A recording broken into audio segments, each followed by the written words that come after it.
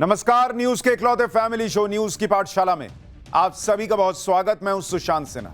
ये वो पाठशाला जहां सबकी क्लास लगती है और सबसे पहले कौन कौन सा चैप्टर खोलने वाला हूं आपको बता दूं। प्रधानमंत्री मोदी का प्लान कामयाब हुआ है। हाफिज सईद, मसूद अजहर जैसे आतंकी बिल से बाहर आ गए हैं। अब बड़ा एक्शन होगा क्या? पाकिस्तानी आतंकियों का वो वीडियो आ गया जो ऑपरेशन सिंदूर पार्ट 2 लॉन्च करा देगा क्या? आज इस पर भी बात होगी। पीएम मोदी के मिशन पीओके का ऐसा खौफ पाकिस्तान वो कर रहा जो सपने में भी नहीं सोचा होगा उसने कि ये भी करूंगा। पहले थरूर, अब ओवैसी। पीएम मोदी के लिए असदुद्दीन ओवैसी ने वो कह दिया जो इंडी गठबंधन वाले सह नहीं पाएंगे। दिल्ली, गुजरात, असम, उत्तराखंड, रोहिंग्या घुसपैठियों, बांग्लादेशी घुसपैठियों पर ताबड़तोड़ एक्शन कैसे शुरू हो गया आज आपको दिखाऊंगा। बांग्लादेश बॉर्डर के इलाके में सीएम हेमंता बिस्वा शर्मा ने हथियार रखने का लाइसेंस क्यों देना शुरू कर दिया है? 2 दिन 18 एनकाउंटर, 4 शहरों में बुलडोजर एक्शन। सीएम योगी ने रौद्र रूप क्यों अपना लिया है यूपी में? लॉरेंस बिश्नोई गैंग पर सीएम योगी का हंटर ऑपरेशन लंगड़ा में और किस किस को नाप दिया आज आपको यह भी बताऊंगा। यूपी में क्रिमिनल और लैंड माफिया पर ऐसा एक्शन हो रहा है कि योगी मॉडल के नाम से अपराधी कांप रहे हैं। समय से पहले क्यों पहुंच गया है मॉनसून और कहां कहां तबाही मचा रहा है? बाढ़, बारिश और बवाल की देश भर से जो तस्वीरें आई हैं आपको जरूर देखनी चाहिए। आज इसका भी चैप्टर खोलूंगा, लेकिन सबसे पहले दिन भर की बड़ी खबरों का रिवीजन, उसके बाद पहला चैप्टर।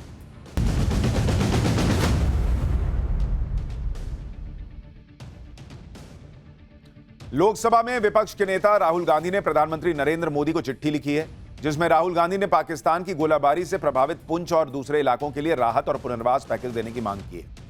पत्र में राहुल गांधी ने लिखा है कि पाकिस्तान के अंधाधुंध हमले में आम इलाकों में भारी तबाही मचाई है। राहुल ने पीएम मोदी को यह पत्र हाल ही में पुंछ जिले में पाकिस्तानी गोलाबारी के पीड़ितों से मुलाकात के बाद लिखा है। अधिकारियों के ट्रांसफर को लेकर कर्नाटक की कांग्रेस सरकार में सीएम और डिप्टी सीएम भिड़ गए। डिप्टी सीएम डीके शिवकुमार ने मुख्य सचिव को एक चिट्ठी लिखी है, जिसमें डीके शिवकुमार ने कहा है कि उनकी मंजूरी के बिना उनके अधिकार क्षेत्र वाले विभागों में तबादले और नियुक्ति नहीं होनी चाहिए। यह विवाद उस समय शुरू हुआ जब सीएम सिद्धारमैया ने जल संसाधन मंत्रालय के अधिकारियों का ट्रांसफर बिना डीके शिवकुमार की मंजूरी के कर दिया था। देश में कोरोना वायरस के मामले तेजी से बढ़ रहे हैं। आज एक्टिव केसों की संख्या 1348 पहुंच गई और मौतों की संख्या 15। इनमें सबसे ज्यादा 6 मौत महाराष्ट्र में हुई हैं। एक्सपर्ट्स के मुताबिक भारत के कई राज्यों में कोरोना वायरस के 4 नए वेरिएंट मिले हैं। हालांकि वर्ल्ड हेल्थ ऑर्गेनाइजेशन यानी WHO ने भी इन्हें चिंताजनक नहीं माना है। ग्रेटर नोएडा में खाद्य विभाग ने 2 फैक्ट्रीज पर छापा मारा, जहां बिस्लेरी जैसी दिखने वाली बोतलों में पानी भरकर बाजार में बेचा जा रहा था। फैक्ट्रियों से करीब 13,000 से ज्यादा नकली बोतलें बरामद हुई हैं, जिन पर बिस्लेरी की स्पेलिंग में चेंज करके बिलेसरी लिखा हुआ था या फिर ब्लेसरी लिखा हुआ था। बिस्लेरी जैसी दिखने वाली नकली बोतलों में पानी भरकर दिल्ली एनसीआर के छोटे दुकानदारों और बाजारों में सप्लाई की जा रही थी। टेस्ला के मालिक और अमेरिकी अरबपति एलन मस्क ने ट्रंप प्रशासन का साथ छोड़ दिया है। ट्रंप ने मस्क को डिपार्टमेंट ऑफ गवर्नमेंट एफिशिएंसी यानी DOGE का जिम्मा दिया था, जिसका काम सरकार की फिजूल खर्ची को कम करना था। मस्क ने अपना कार्यकाल खत्म होने से एक दिन पहले ही इस्तीफा दे दिया और कहा जा रहा है कि मस्क के इस्तीफे की वजह ट्रंप का वो बिल है जिसमें टैक्स दरों में कटौती और अमेरिकी सेना पर ज्यादा खर्च जैसे प्रस्ताव है। मस्क इसका विरोध कर रहे थे और कह रहे थे कि डॉज का मकसद खर्चों में कटौती करना है और यह बिल उसके खिलाफ है।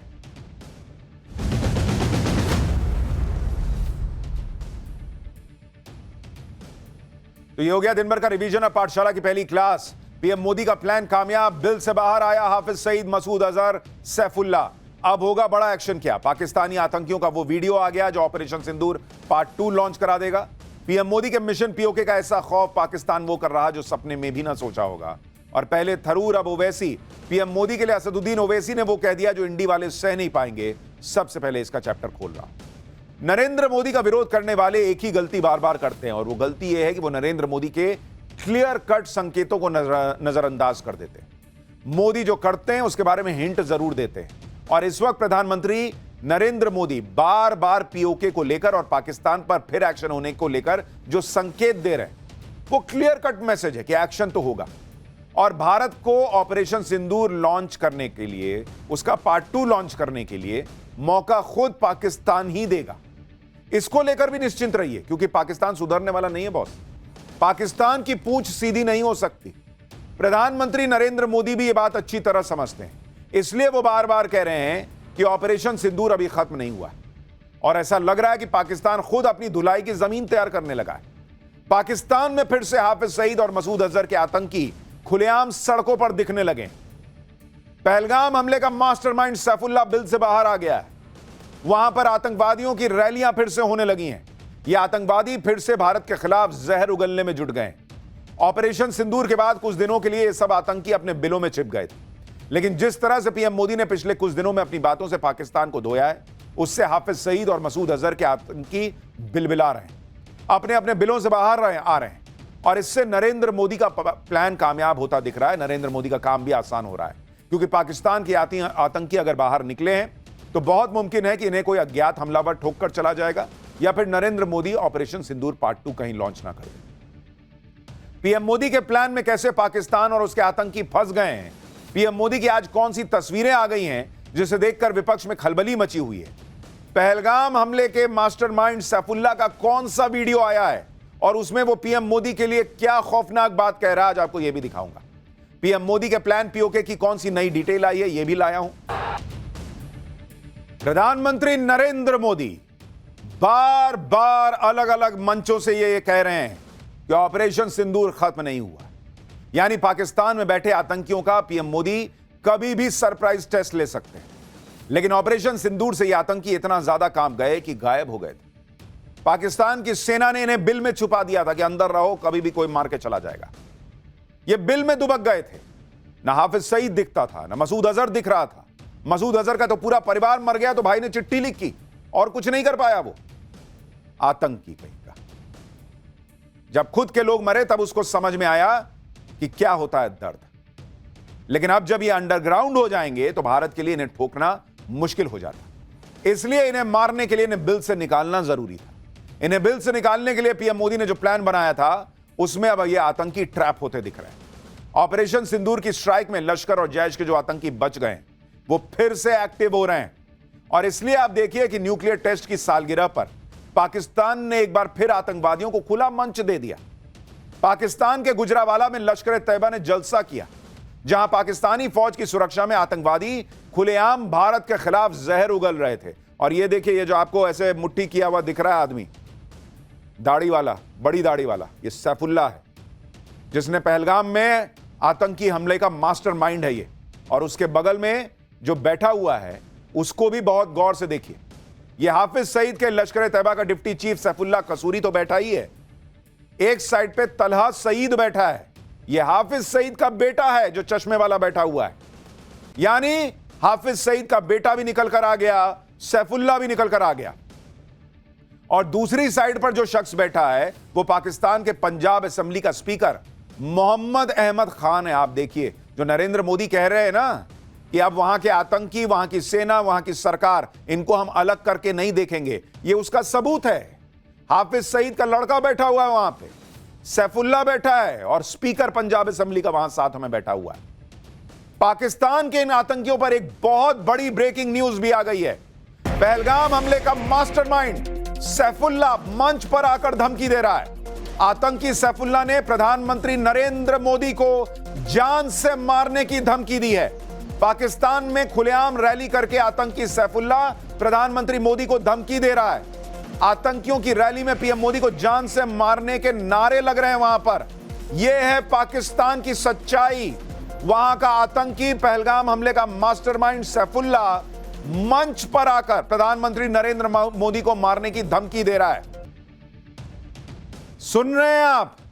पहलगाम हमले का मास्टरमाइंड सैफुल्लाह पाकिस्तान में बिल से बाहर आ गया और मंच पर खड़े होकर कह रहा है कि जब हम लड़ेंगे नरेंद्र मोदी से तो उसको मुर्दा कर देंगे।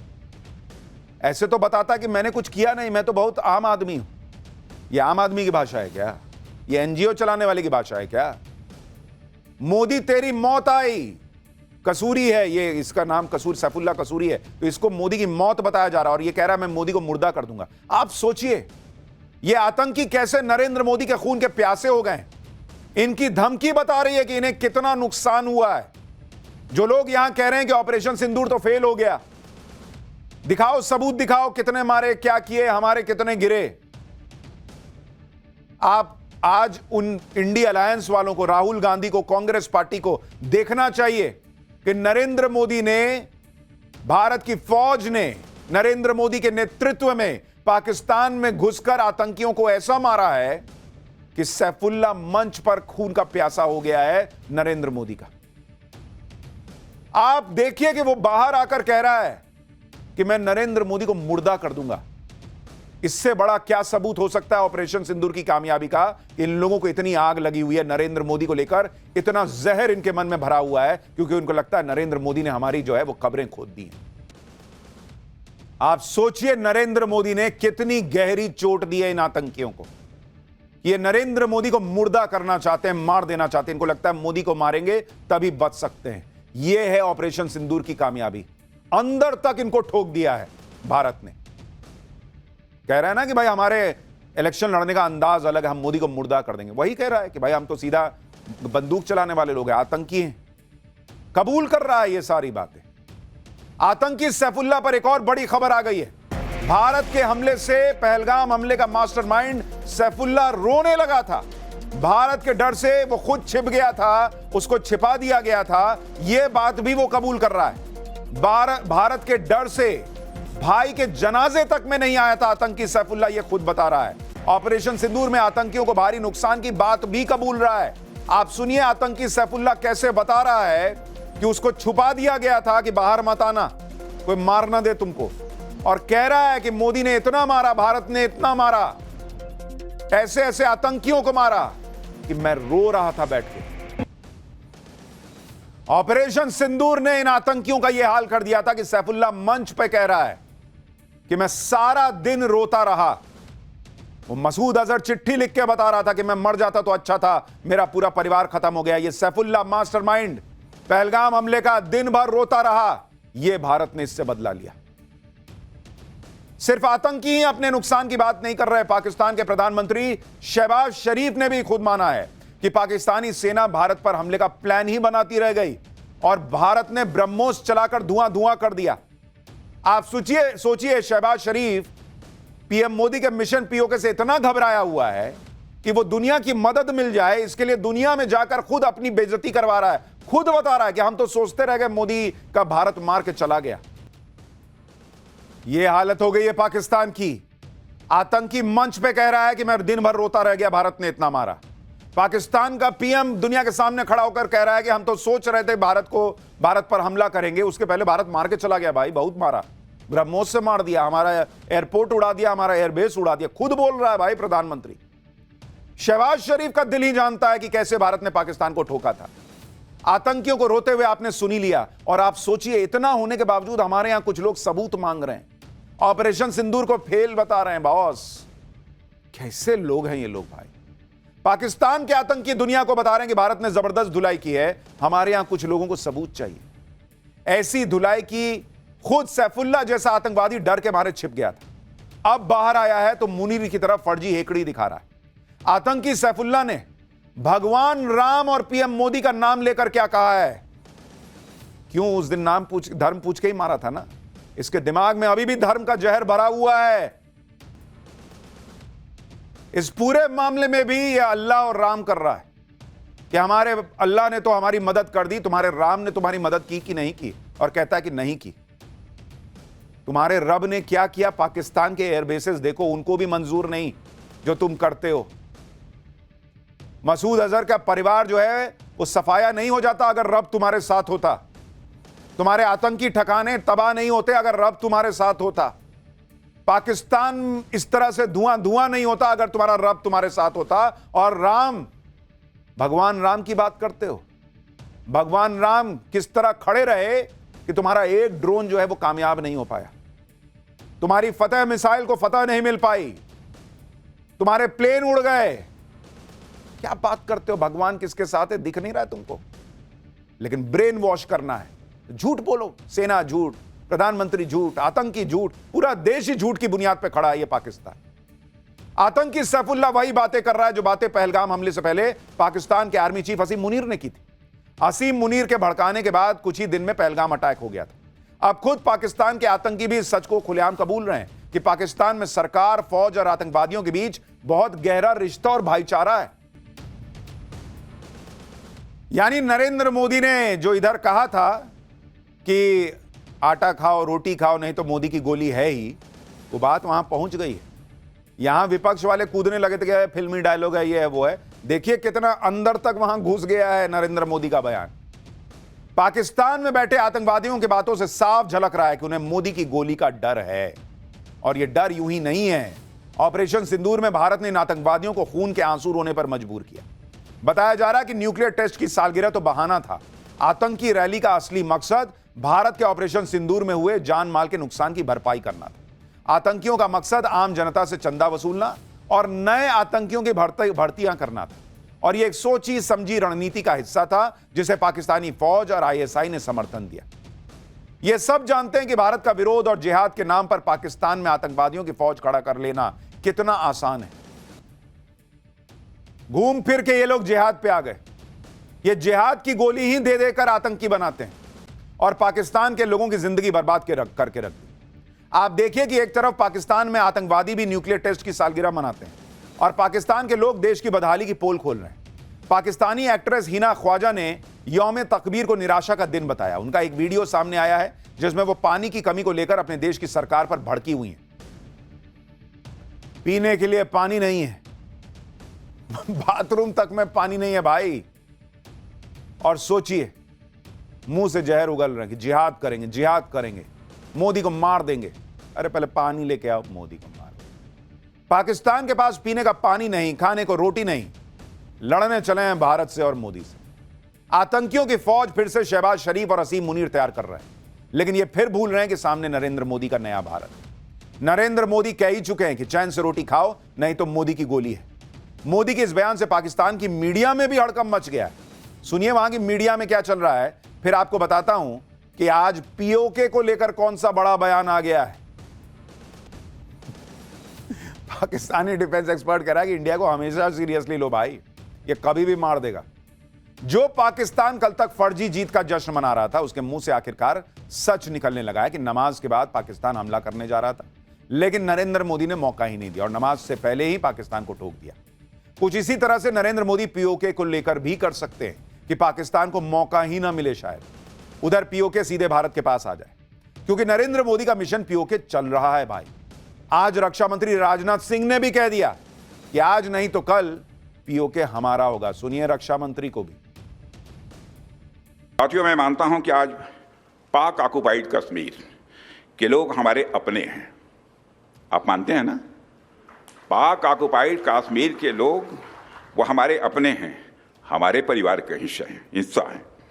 हम प्रधानमंत्री के श्री नरेंद्र मोदी जी की एक भारत श्रेष्ठ भारत के संकल्प के लिए पूरी तरह से प्रतिबद्ध हैं और हमें यह पूर्ण विश्वास है कि हमारे वो भाई जो आज हमसे भौगोलिक और राजनीतिक रूप से अलग हैं, वो भी अपने स्वाभिमान, आत्मा की आवाज़ और स्वेच्छा से भारत की मुख्य धारा में कभी न कभी जरूर वापस लौटेंगे। और हमें विश्वास है कि प्रेम, एकता और सत्य के मार्ग पर चलकर वह दिन दूर नहीं जब हमारा ही अंग पीओके स्वयं लौटकर कहेगा, मैं भारत हूं, भारत ही हूं, मैं वापस आऊंगा। और वापस आया हूं। पीओके को वापस लेने को लेकर कोई डाउट नहीं होना चाहिए, क्योंकि भारत के संविधान में साफ साफ लिखा है कि पूरा जम्मू कश्मीर भारत का हिस्सा है और इसमें पीओके भी शामिल है। इसलिए भारत का संविधान जम्मू कश्मीर के साथ पीओके के लोगों को भी भारतीय नागरिक मानता है। साल 1994 में संसद में प्रस्ताव पास करके पीओके को भारत का हिस्सा मानकर इसे वापस लाने को राष्ट्रीय नीति बनाया गया। पिछले साल परिसीमन के बाद जम्मू कश्मीर असेंबली में 114 सीटें हो गईं, जिसमें से 24 सीटें पीओके के लिए रिजर्व रखी हुई हैं। रक्षा मंत्री राजनाथ सिंह ने भी इशारों में पाकिस्तान को समझा दिया है कि ऑपरेशन सिंदूर के पहले पार्ट में ही भारत चाहता तो बहुत कुछ कर सकता था, लेकिन अभी होगा। भारत बहुत कुछ कर सकता था, लेकिन जो नहीं हुआ वो आगे कभी भी हो सकता है। नरेंद्र मोदी इसके लिए पूरी तरह से भारत को तैयार कर चुके हैं। एक एक भारतीय चाहता है कि पीओके को अब पाकिस्तान से ले लिया जाए और इसका वक्त भी आ चुका है। इसलिए आप ये देखिए कि भारत के सेना प्रमुख उपेंद्र द्विवेदी जब संत स्वामी रामभद्राचार्य जी से मिलने उनके आश्रम पहुंचे तो रामभद्राचार्य जी ने सेना प्रमुख से गुरु दक्षिणा में पीओके मांग लिया। सुनिए राम भद्राचार्य जी को उन्होंने क्या बताया। विजयी सेना प्रमुख का सम्मान करने में मुझे भी बहुत बड़ी गौरव की अनुभूति हुई। उन्होंने मुझसे वही उसी मंत्र की दीक्षा ली जो मंत्र सीता जी ने हनुमान जी को लंका के विजय के लिए दिया था। मैंने भी उनसे पीओके की दक्षिणा मांगी कि पाक अधिकृत कश्मीर हमें मिलना चाहिए। उन्होंने कहा निश्चित मिलेगी आपको दक्षिणा। पाक को कुछ नहीं संदेश क्या दूं पाक को? कुत्ते की पूंछ कभी सीधी होती क्या? आगे अगर हमला करता है फिर कोई आतंकवादी घटना बस तब तो सबक देना चाहिए। उचित सबक हो तब नुकसान नक्शे से मिट जाएगा।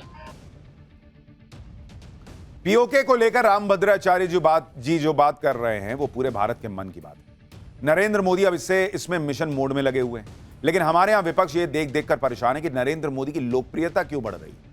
ऑपरेशन सिंदूर के बाद आज पीएम मोदी पहली बार बंगाल और बिहार के दौरे पर गए। बंगाल में उन्होंने रैली की, पटना में उनका रोड शो हुआ।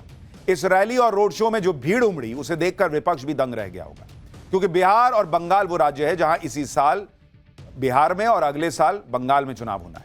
इसलिए आप देखिए कि जब आज पीएम मोदी बंगाल पहुंचे तो ममता बनर्जी ने पीएम मोदी को घेर लिया। ममता बनर्जी क्या कह रही हैं सुनिए, फिर बताता हूं कि असदुद्दीन ओवैसी ने ऐसा क्या कर दिया कि विपक्ष को पिन लग रहा होगा। आवेदन करता हूं Prime Minister of this country and his presence of him, his minister said, like Operation Sindoor, they will do the Bengal operation also, operation of Bengal. I challenge them. If they have the guards, you go election for tomorrow. We are ready and Bengal is ready to accept your challenge. Bengal में ममता बनर्जी परेशान है, बिहार में Lalu and family परेशान, पूरे देश में कांग्रेस परेशान कि नरेंद्र मोदी का जलवा ऑपरेशन सिंदूर के बाद तो और बढ़ गया। पब्लिक मोदी मोदी कर रही है। विपक्ष इसलिए भी परेशान है क्योंकि ओवैसी जैसे नेता भी विपक्ष के घिसे पिटे नैरेटिव को धुआं धुआं कर रहे हैं। ओवैसी ने तो विपक्ष के खेमे में ही आग लगाई हुई है, क्योंकि इतने सालों से इंडी गठबंधन ने पीएम मोदी के खिलाफ जो एंटी मुस्लिम वाला कैंपेन चलाया, ओवैसी मुस्लिम देशों में जाकर उस कैंपेन का कबाड़ा कर दे रहे हैं। मुस्लिम देश सऊदी अरब में बैठकर ओवैसी जिस तरह भारत का प्रतिनिधित्व कर रहे हैं, उससे मुस्लिम देशों को अपने आप मैसेज चला जा रहा है कि भारत की राजनीति में मुसलमानों को कितना महत्व मिला हुआ है। इतना ही नहीं, ओवैसी तो भारत और पाकिस्तान के मुसलमानों की तुलना करके दुनिया को बता रहे हैं कि पाकिस्तान से ज्यादा मुसलमान तो भारत में रहते हैं और गर्व से रहते हैं। सुनिए सऊदी अरब में ओवैसी ने कैसे पाकिस्तान के साथ साथ इंडी गठबंधन को भी झटका दे दिया है। And the most unfortunate part is that Pakistan gives out a wrong message to the Arab world and to the Muslim world that we are a Muslim country and India is not a Muslim country. But Your Excellency, you know, you have more knowledge about worldly affairs, that there are 240 million proud Indian Muslims living in India. And not only that, we have our Islamic scholars are much better than any scholars in the world. They can speak the best of Arabic language. In fact, we have some famous Islamic scholars who have done great work in the Hanafi fiqh jurisprudence, and their judgments are accepted by the religious scholars of anywhere in the world. So this Pakistan's false propaganda that India is hurting us because we're a Muslim country, it is completely wrong. आप सोचिए कितना strong message Asaduddin Owaisi Muslim countries में खड़े होकर दे रहे हैं, क्योंकि पाकिस्तान तो कहता है कि भाई कश्मीर हमको चाहिए, कश्मीर में मुसलमान बहुत परेशान है, भारत में मुसलमान बहुत परेशान है। ओवैसी जा रहे हैं, कह रहे हैं कि भाई हम लोग बहुत खुश हैं, वहां भारत में मुसलमान गर्व से रहता है, और ये भारत का मुसलमान दुनिया के मुस्लिम कंट्रीज को बता रहा है। एक तो पाकिस्तान भारत के हथियारों और नरेंद्र मोदी से परेशान, दूसरा उसे असदुद्दीन ओवैसी भी चैन से सांस नहीं लेने दे रहे। पीएम मोदी ने ओवैसी को जिस सोच और प्लान के साथ मुस्लिम देश में भेजा था, उस प्लान पर ओवैसी जबरदस्त काम कर रहे हैं। मुस्लिम देशों में पाकिस्तान के हर प्रोपेगेंडा मिसाइल को हवा में फोड़ दे रहे हैं। जैसे आप देखिए कि ऑपरेशन सिंदूर के बाद से ही शहबाज शरीफ शांति और बातचीत की बात कर रहे हैं। तुर्की, ईरान से लेकर शहबाज शरीफ जहां भी जा रहे हैं वहां यही दिखा रहे हैं कि वो तो भारत से बातचीत के लिए तैयार है, भारत ही बात नहीं कर रहा। लेकिन पाकिस्तान की इस पैतरेबाजी पर ओवैसी ने जबरदस्त स्ट्राइक कर दी। ओवैसी ने डिटेल में बताया कि क्यों पाकिस्तान से बात करना दीवार में सिर फोड़ने जैसा है। सुनिए ओवैसी को। Pathankot happened after my Prime Minister went to Pakistan uninvited. And I want to put it on record, I was the one who criticized him for going over there. There were many opposition parties who criticized why did my Prime Minister went uninvited from Afghanistan to Nawaz Sharif's place. But our air base was attacked and we lost many personnel over there. The Prime Minister said Pakistan wants proof, you send your own team. Can you imagine any country inviting a neighboring country's spy agency to come to Pathankot? They were invited. They had seen, they were given all the records, but nothing moved, nothing happened. So this talk of, oh, why don't you speak to Pakistan? Who do we speak to Pakistan? Asaduddin Owaisi गजब प्रतिनिधित्व कर रहे हैं इस वक्त भारत का, और वो जाकर दुनिया को किस पाकिस्तान से बात करें भाई। नरेंद्र मोदी पाकिस्तान गए, मौका दिया, उन्होंने कहा कि भाई हमको सबूत दिखाओ, बुलाया कि आओ आओ देखो आओ देखो यहां पे देखो सबूत। उसके बावजूद ये पाकिस्तान सुधारने का नाम ले रहे, क्या बात करेंगे इससे। लेकिन इधर इंडी गठबंधन ओवैसी को देखकर हैरान है, उधर कांग्रेस अपने सांसद शशि थरूर से परेशान है। विदेश में जाकर थरूर जिस तरह से मोदी सरकार का पक्ष रख रहे हैं, कांग्रेस का गुस्सा ही डाउन नहीं हो रहा।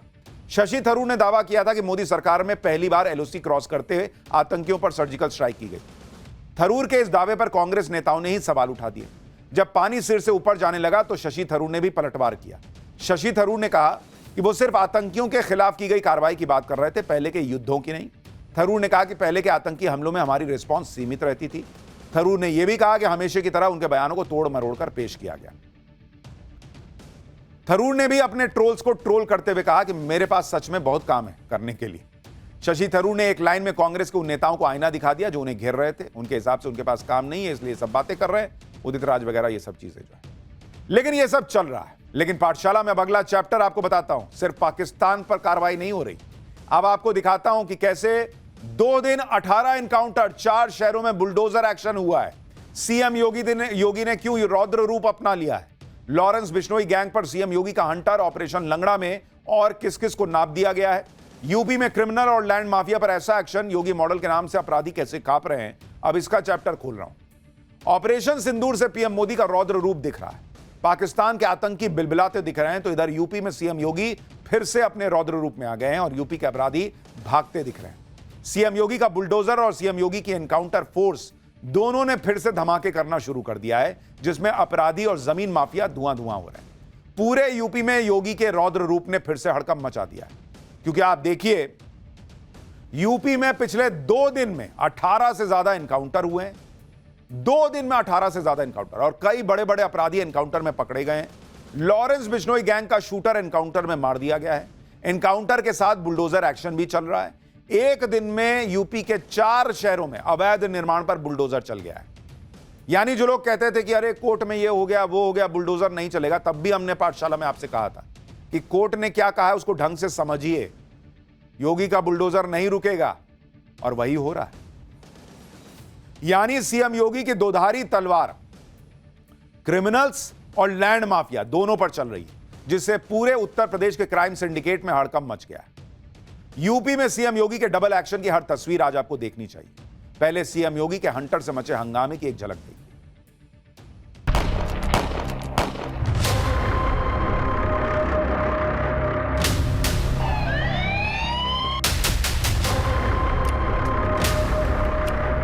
सुधरोगे नहीं तो गफलत में मत रहना कि जेल जाएंगे, जेल के पहले जहन्नुम पहुंचा देंगे।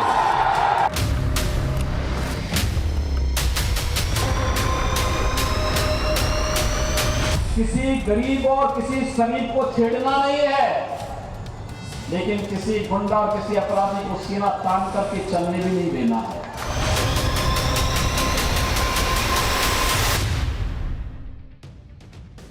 मुख्यमंत्री योगी आदित्यनाथ यूपी में जो एक्शन ले रहे हैं, पहले की सरकारें इसके बारे में सोच भी नहीं पाती थी और ना ऐसा करने की हिम्मत दिखा पाती थी। आप देखिए किस तरह से यूपी में अपराधियों के खिलाफ एक्शन हो रहा है। लखनऊ से लेकर गाजियाबाद और जालौन से लेकर हमीरपुर तक शहर शहर अपराधियों का एनकाउंटर हो रहा है, और उसके बाद इन अपराधियों की लंगड़ाते हुए तस्वीरें सामने आ रही। सीएम योगी का मैसेज क्लियर है, या तो अपराध छोड़ दो या फिर यूपी छोड़ दो। अगर यूपी में अपराध करोगे तो जिंदगी भर लंगड़ाते रहो।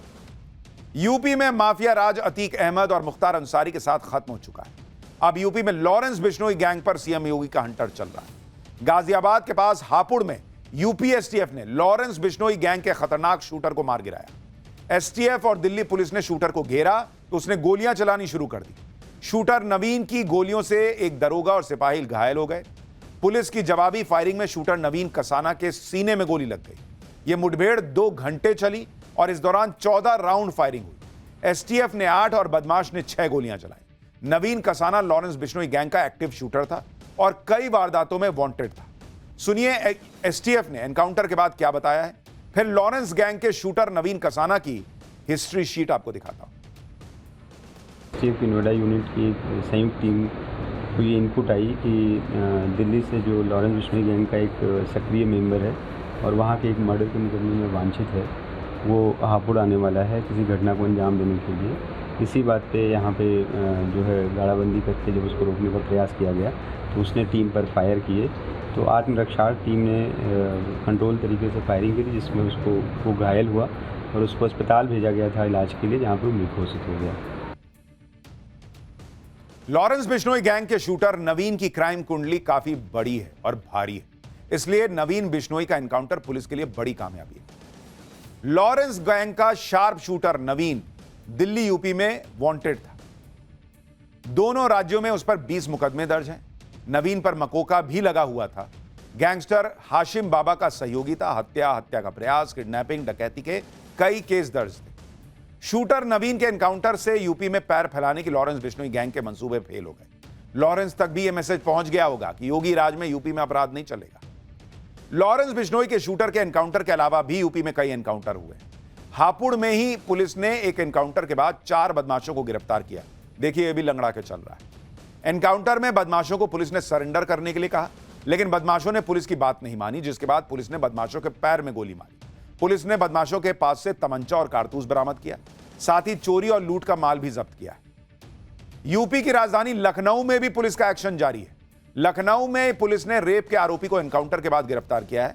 भद्दर नाम के इस आरोपी पर 4 साल की मासूम से रेप का आरोप है।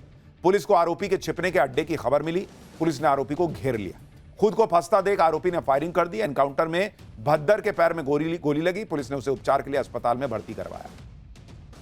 यह है सीएम योगी के काम करने का तरीका, क्राइम कंट्रोल का वो मॉडल जिसमें अपराधी या तो जेल में होते हैं या फिर इसी तरह लंगड़ाते दिखते हैं। सीएम योगी के सत्ता संभालने के बाद से अब तक यूपी में एनकाउंटर में 225 से ज्यादा अपराधी मारे गए हैं।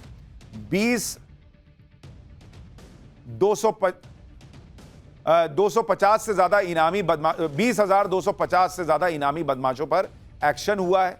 930 अपराधियों पर एनएसए लगा है। 80,000 पर गैंगस्टर एक्ट लगा है। 81,196 मामलों में कोर्ट का फैसला आया है और 81,200 से ज्यादा अपराधियों को सजा मिली है। 108 दोषियों को फांसी की सजा मिली है। 3,125 से ज्यादा को उम्र कैद की सजा हुई है। यानी कानूनी एक्शन भी हो रहा है, सजाएं भी मिल रही हैं। इस तरह से केस रखा जा रहा है। यानी योगी आदित्यनाथ के मुख्यमंत्री बनने के बाद से अपराधियों का बुरा टाइम चल रहा है यूपी में, और यह अब तक जारी है। अतीक अहमद से लेकर मुख्तार जैसे बड़े बड़े माफिया और अपराधी मिट्टी में मिल चुके हैं। आपको सुनाता हूं अपराधियों पर सीएम योगी के वो बयान जिसे सुनकर बड़े से बड़ा माफिया कांप जाता है। और उसके बाद यूपी में ऑपरेशन लंगड़ा की कुछ और तस्वीरें दिखाता हूं और फिर बताता हूं कि बुलडोजर आज क्यों चला है। इस माफिया को मिट्टी में मिला देंगे, सरकार में देंगे। कोर्ट उन्हें सजा सुनाती है तो उनकी पैंटें भी गीली होती हुई देखती है। जनता देखती है कि कैसे माफिया पहले जनता को तबाह करते थे, उद्योगपतियों को धमकी भेजते थे, आज कैसे गिड़गिड़ा रहे हैं। ऐसे लगता है जैसे भीगी बिल्ली जैसे दिखते हैं, दुम दबा करके चल रहे हैं। और इन माफियाओं के साथ यही व्यवहार होना चाहिए। आज वे गुंडे या तो जेल के अंदर हैं, या प्रदेश छोड़ के जा चुके हैं, या फिर राम नाम सत्य है कि यात्रा में दूसरे लोग की यात्रा में चले जाएंगे। ये अपराधी और माफिया कितना भी बड़ा क्यों नहीं होगा, ढूंढ करके उसको पाताल से निकाल करके जेल के अंदर डालने का काम किया। मेहरबानी करके या तो उत्तर प्रदेश छोड़ करके चले जाएं और अगर उत्तर प्रदेश में रहेंगे तो फिर उनके लिए 2 जगह होंगी। मुझे लगता है उस जगह कोई भी नहीं जाना चाहेगा। यानी सत्ता संभालने से लेकर आज तक सीएम योगी का क्लियर मैसेज है कि हम अपराधियों को नहीं छोड़ेंगे। सीएम योगी की पुलिस ने पिछले 2 दिन के दौरान पूरे उत्तर प्रदेश के अपराधियों के खिलाफ एक्शन लिया है। गाजियाबाद में भी पुलिस ने बदमाशों के खिलाफ अभियान छेड़ा हुआ है। गाजियाबाद के इंदिरापुरम में पुलिस ने बदमाशों की धरपकड़ के लिए बैरिकेडिंग की थी। पुलिस को खबर थी कि कुछ बदमाश इलाके में आने वाले। पुलिस चेकिंग कर रही थी, तभी बाइक पर आते 2 लोग पुलिस को देखकर भागने लग गए। पुलिस ने पीछा किया, बदमाशों ने पुलिस पर फायरिंग शुरू कर दी। पुलिस ने जवाबी फायरिंग की जिसमें दोनों बदमाश घायल हो गए। दोनों के पैर में गोली लगी है। दोनों जो है वो पुलिस वाले के कंधे पे हाथ रख के लंगड़ाते हुए चल रहे। इसी तरह से हमीरपुर में भी बदमाशों को एनकाउंटर में पकड़ा गया। हमीरपुर में कुछ दिन पहले पुलिसकर्मियों पर कुल्हाड़ी से हमला हुआ था, जिसके बाद पुलिस आरोपियों की तलाश कर रही थी। पुलिस को आरोपियों के बारे में खबर मिली, आरोपियों को घेरा गया। एक आरोपी बालेंद्र ने पुलिस पर फायरिंग की, जिसके बाद पुलिस की जवाबी फायरिंग में उसके पैर में गोली लगी। दूसरे आरोपी सिद्धा को भी पुलिस ने कुल्हाड़ी के साथ गिरफ्तार कर लिया। यानी पुलिस, यूपी पुलिस का क्लियर मैसेज है, या तो सरेंडर कर दो, नहीं तो लंगड़े बना दिए जाओगे और उसके बाद कंधे पे लेके जाएंगे तुम। इसी तरह से फिरोजाबाद में भी पुलिस ने इनामी बदमाश को गिरफ्तार किया। पुलिस ने एनकाउंटर में 20,000 के इनामी बदमाशों को गिरफ्तार किया। हत्या के आरोपी विपिन, मनीष गिरफ्तार हुए। पुलिस ने उनके पास से 2 तमंचे और जिंदा कारतूस भी बरामद किया है। यूपी के शहर शहर से ऐसी तस्वीर आ रही है, मानो सीएम योगी ने ठान लिया है कि अपराधियों को यूपी में रहने नहीं दूंगा। आप देखिए पिछले 2 दिन में कहां कहां एनकाउंटर नहीं हुए। भाई बुलंदशहर रेप का आरोपी एनकाउंटर में गिरफ्तार हुआ, 6 साल की बच्ची से रेप का आरोप था। जालौन एनकाउंटर में 2 बदमाश गिरफ्तार हुए, एक बदमाश के पैर में गोली लगी। बागपत में 2 शातिर चेन लुटेरों को पुलिस ने पकड़ा। मर्डर, लूट, डकैती और हत्या का प्रयास का आरोप था। बलिया 2 जगहों पर एनकाउंटर के बाद गिरफ्तारियां हुई हैं। 1 घंटे के अंदर 2 एनकाउंटर हुए। मुजफ्फरनगर में 2 जगहों पर पुलिस बदमाशों में एनकाउंटर हुआ। 2 मुठभेड़ में 3 बदमाशों के पैर में गोली लगी।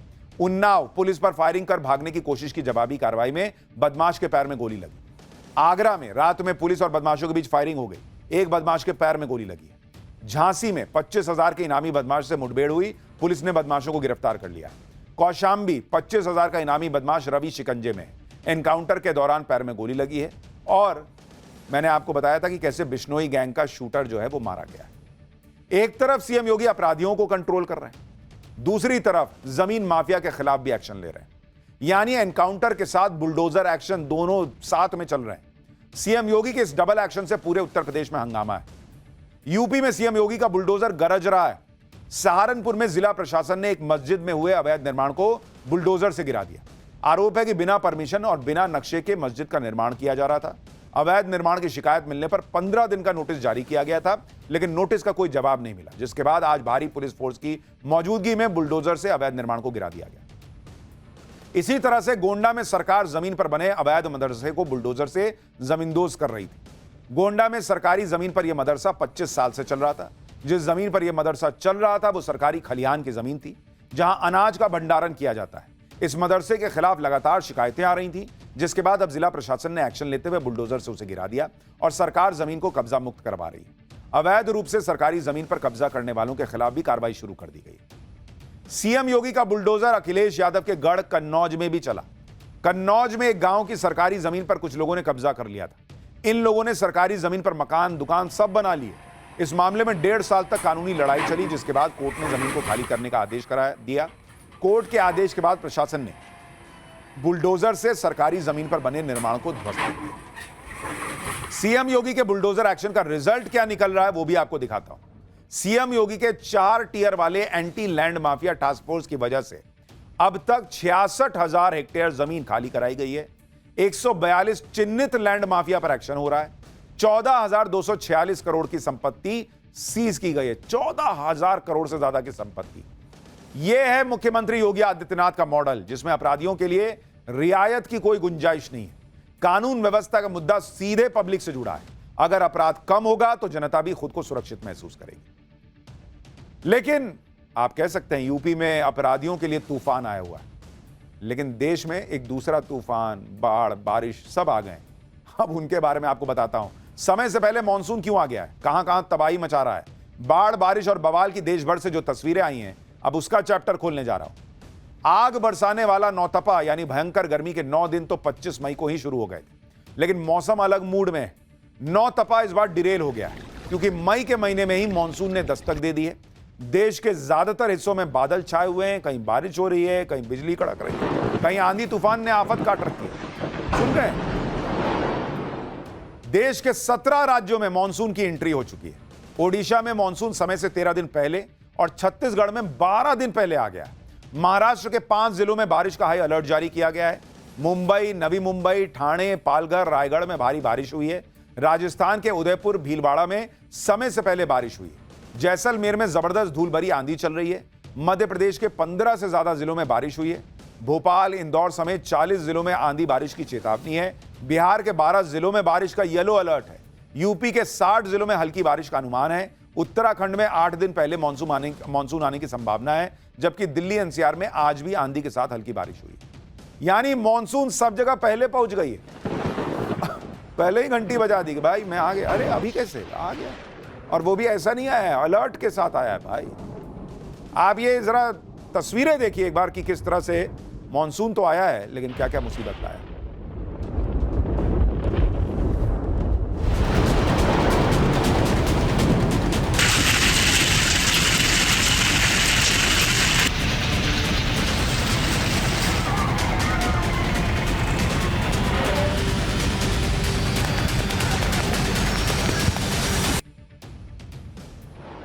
महाराष्ट्र में पिछले साल की तरह इस बार भी मानसून ने समय से पहले दस्तक दे दी। राजधानी मुंबई में तो लगातार बारिश हो ही रही है। मुंबई से 500 किलोमीटर दूर लातूर की तस्वीरें देखिए, जहां भारी बारिश के बाद हालात बिगड़ गए। ये लातूर की तस्वीर है। सड़कों पर कई फीट तक पानी भर गया और सैलाब बह रहा है। यह मंजर लातूर में बीच शहर का है, जहां पानी की धार इतनी तेज है कि गाड़ी बह गई भाई, स्कूटी बह गई, बाइक्स बह गई। लोग कह रहे हैं मेरी वाली गई, अरे मेरी भी जा रही है साथ में। ये माहौल है। कई जगह तो सड़क पर 3-3 फीट पानी भर गया। जरा फुल फ्रेम में दिखाइए।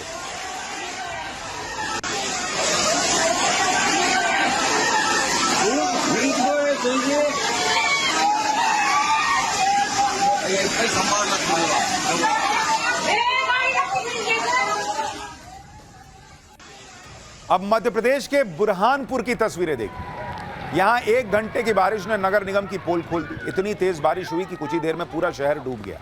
शहर की सड़कें तालाब बन गई, जिसके बाद बच्चों की मस्ती शुरू हुई। उनको नगर निगम के अधिकारियों की क्लास लगेगी, इससे क्या मतलब? बोले बहुत बढ़िया, यहीं स्विमिंग करते हैं। बच्चों ने सड़कों को ही स्विमिंग पूल बना दिया। इतनी बारिश के बाद पूरा शहर परेशान था, बच्चे खुश। ऐसा लग रहा था जैसे ये बच्चे इसी वक्त का इंतजार कर रहे थे। और सिर्फ बच्चे ही नहीं, कई जगह तो बारिश और तालाब का मजा लेने के लिए बड़े और बुजुर्ग भी बारिश के पानी में खेलते नजर आए। इन लोगों को कोई मतलब नहीं था कि पानी गंदा है, साफ है, नहीं है। छोड़ो बीमारी, अभी मजे करते हैं। कोई हादसा भी हो सकता था। हालांकि वैसे बारिश में ऐसी मस्ती तो अब कम ही देखने को मिलती है। बारिश में मस्ती भी हुई और गर्मी से राहत भी मिली, लेकिन इस बारिश ने शहर की रफ्तार को थाम दिया। ऑफिस जाने वालों को सबसे ज्यादा परेशानी हुई। कई लोग तो इसी पानी को पार करके अपने काम पर जाते हुए नजर आए। वहीं बारिश का पानी भरने के बाद दुकानें बंद हो गईं और लोगों के काम धंधे पर ब्रेक लग गया। दरअसल लोगों को उम्मीद ही नहीं थी कि इस मौसम में बारिश हो सकती है और इतनी बारिश हो सकती है। ऐसी भीषण बारिश के बाद मौसम विभाग ने मानसून बुलेटिन भी जारी किया है, जिसमें कई इलाकों में बारिश का रेड अलर्ट और कई इलाकों में ऑरेंज अलर्ट जारी किया गया है। अगर इन सारे इलाकों को मिला लें तो भारत के 80% हिस्से में मूसलाधार बारिश और तेज आंधी तूफान आने की संभावना है।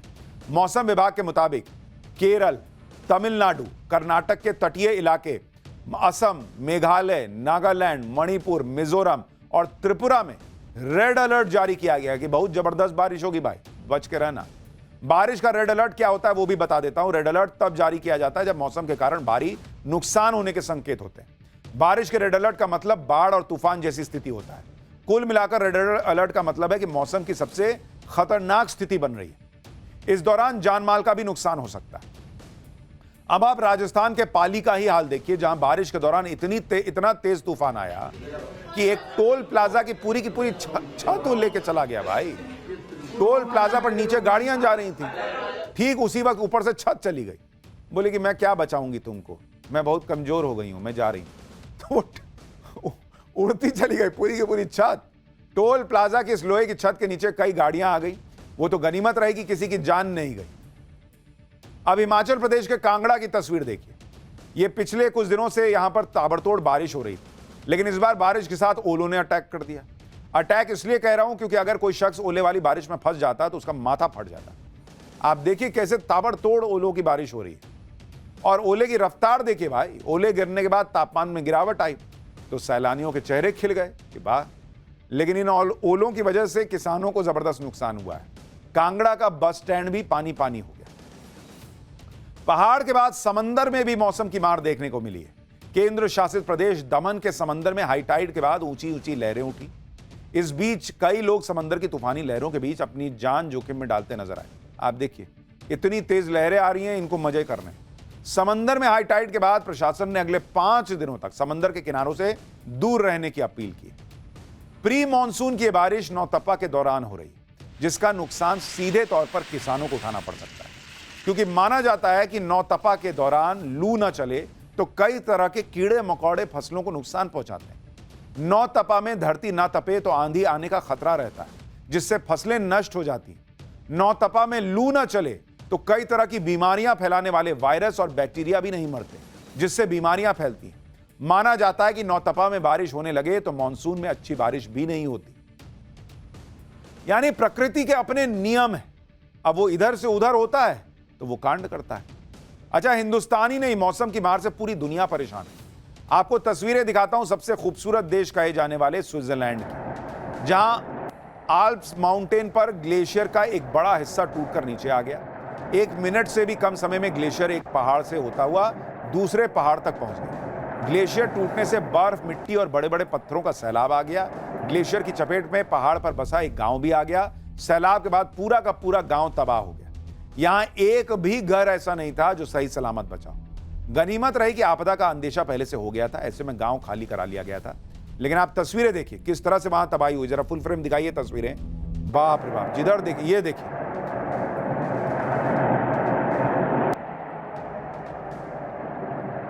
ये तस्वीरें आप देख रहे हैं स्विट्जरलैंड में जो भयंकर तबाही मची है उसकी तस्वीरें आप देख रहे हैं। वहां पूरा का पूरा गांव जो है वो किस तरह से, आप देखिए, पूरा मलबा नजर आ रहा है।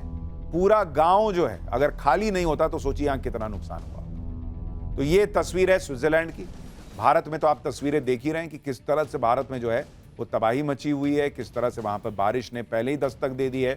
और उसके बाद भारत में जो ये तस्वीरें, ये तो अभी शुरुआत है भाई। लोग कह रहे हैं कि अभी प्री मॉनसून में ही हो रहा है। जैसे प्री वेडिंग शूट चलता है आजकल, वैसे ये प्री मॉनसून है। अभी फिर मॉनसून आएगा और फिर वो क्या तबाही मचाएगा, इसकी भी चर्चा चल रही है। अभी बताइए, टोल प्लाजा का छत लेके चला गया, कहीं किसी की बाइक लेके चला गया। ऐसा होता है, तुम आए हो तो तुम आओ, हमारा क्यों लेके जा रहे हो? पूरा बहा बहा के ले जा रहा है।